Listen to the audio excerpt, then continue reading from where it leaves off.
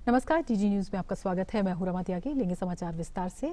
Electric वाहनों पर GST की दर को 12% से घटाकर 5% करने का बड़ा निर्णय लिया गया है, जबकि इलेक्ट्रिक वाहनों के चार्जर की दर 18% से घटाकर 5% कर दी गई है। ये दरें 1 अगस्त से लागू होंगी। जीएसटी परिषद ने इलेक्ट्रिक बसों पर भी बड़ी राहत दी है। इस खबर पर और ज्यादा जानकारी के साथ हमारे साथ जुड़ रहे हैं हमारे संवाददाता अजय मिश्र। अजय, ये कितना अहम फैसला है और क्या कुछ असर, अगर साधारण भाषा में इसे समझना चाहे तो? बहुत बड़ा फैसला है इलेक्ट्रिक वाहनों के पूरे इकोसिस्टम के लिए। और अब ऐसा लगता है कि ऑटोमोबाइल सेक्टर में ये जो पूरा का पूरा इकोसिस्टम है अब शिफ्ट करेगा इलेक्ट्रिकल वाहनों की तरफ। ऐसा इसलिए क्योंकि अगर आप अभी बाजार में गाड़ी खरीदने के लिए जाते हैं, पेट्रोल और डीजल कोई भी कार लेते हैं, तो उस पर जीएसटी की सबसे बड़ी जो स्लैब है 28% की, वो आपको चुकानी पड़ती है।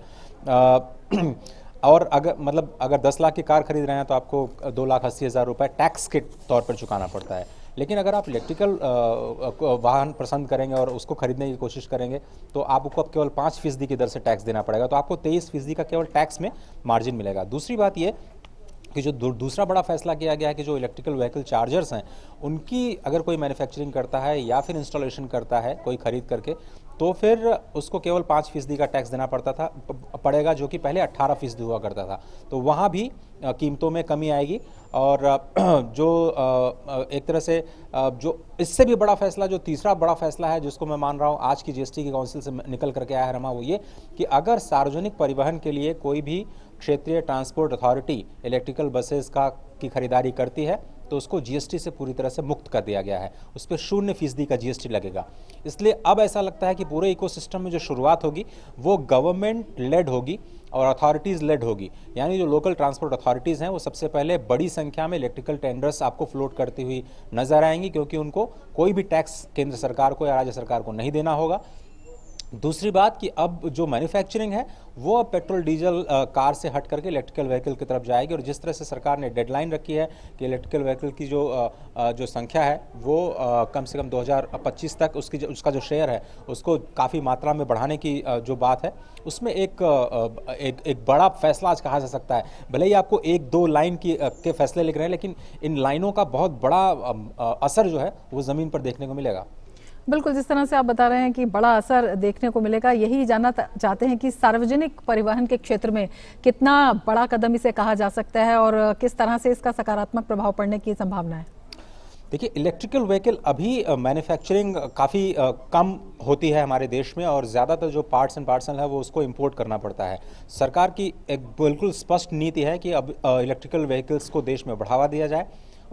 उसके लिए देश में इलेक्ट्रिकल व्हीकल्स की मैन्युफैक्चरिंग को बढ़ावा दिया जाए, और साथ ही साथ जो मॉड्यूल्स हम बाहर से मंगाते हैं बैटरीज के तौर पे, उसको भी देश में बनाया जाए।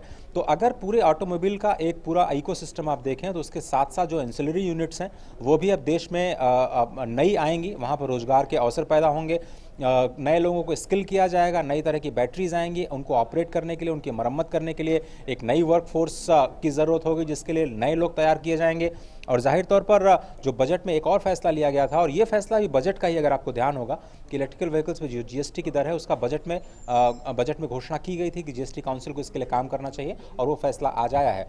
दूसरा एक बड़ा फैसला और बजट में किया गया था कि अगर आप इलेक्ट्रिकल व्हीकल खरीदना चाहते हैं तो आपको ब्याज में, अगर आप लोन लेते हैं तो आपको ब्याज में 1.5 लाख रुपए तक की छूट का वायदा किया गया था। तो एक तरह से कंज्यूमर्स को भी बढ़ावा दिया जा रहा है, डिमांड को बढ़ावा देने के लिए जीएसटी की दर घटाई जा रही है, और सार्वजनिक परिवहन सिस्टम को बढ़ावा दिया जा रहा है। तो पूरे इकोसिस्टम को एक साथ प्रोत्साहन देने की कोशिश की जा रही है।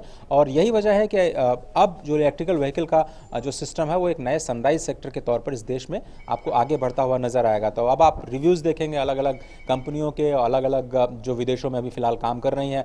चाइना की आप बात करें तो एक दिन में कई हज़ार इलेक्ट्रिकल बसेस वो मैन्युफैक्चरिंग करके सड़कों पर उतारता है, बहुत बड़ी संख्या में एक्सपोर्ट भी करता है।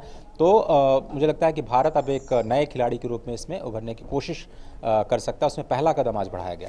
बिल्कुल, और ये रोजगार का भी एक प्रमुख जो है आप देख सकते हैं कि विकल्प बन सकता है। जिस तरह से आप बता रहे हैं कि नए यूनिट्स यहाँ पर आएंगे और एक तरह से जो न्यू मैन्युफैक्चरिंग है वो भी शुरू होने की संभावना है। तो किस तरह से इकोनॉमी को ये प्रत्यक्ष और अप्रत्यक्ष रूप से भी प्रभावित करता हुआ दिखाई देता है? So this will not be just job, this will be a green job. तो जिस तरह से बजट को ग्रीन बजट कहा गया, प्रधानमंत्री ने इसको ग्रीन बजट कहा और स्पष्ट फोकस दिखा है कि पर्यावरण संबंधी जो हमें मुश्किलें हैं उनको हल करने के लिए फैसले लिए जाए। तो अब जो जॉब्स आएंगे वो एक तरह के ग्रीन जॉब्स होंगे, जिसमें आप इलेक्ट्रिक सिस्टम पर, सोलर सिस्टम पे, विंड सिस्टम पे, इस तरह के जो इकोसिस्टम है उसको बढ़ावा देते हुए देखेंगे। तो कंपनीज R&D पे अब खर्च करना चाहेंगी, जिससे कि अब इस तरह की मैन्युफैक्चरिंग देश में हो। स्किल सेक्टर काउंसिल जो है वो इस मामले में स्किलिंग देना शुरू करेंगे। जो युवा हैं अब उनको ये समझना चाहिए कि आगे अगर उनको नौकरी मिलेगी तो इन्हीं क्षेत्रों में मिलेगी। इसलिए जो इलेक्ट्रिकल व्हीकल का जो स्किलिंग है वो आगे आने वाले दिनों में काफ़ी ज़्यादा आपको पेइंग होगा, इसलिए आपको उस तरफ फोकस करना चाहिए। तो मैन्युफैक्चरिंग के लिहाज से, स्किलिंग के लिहाज से और पर्यावरण के लिहाज से, इन तीनों ही पक्षों से सकारात्मक जो पहल है, जो फैसला लिया गया उसका सकारात्मक असर पड़ेगा। और आगे जाते हुए ऐसा लग रहा है कि जो पेट्रोल डीजल का पूरा वाहनों का इकोसिस्टम जो अभी है उसको धीरे धीरे रिप्लेस करने की कोशिश की जाएगी इलेक्ट्रिकल वाहनों से। बिल्कुल अजय, बेहद सकारात्मक, शुक्रिया विस्तार से इस पूरे फैसले पर जानकारी के लिए। और बुलेटिन में फिलहाल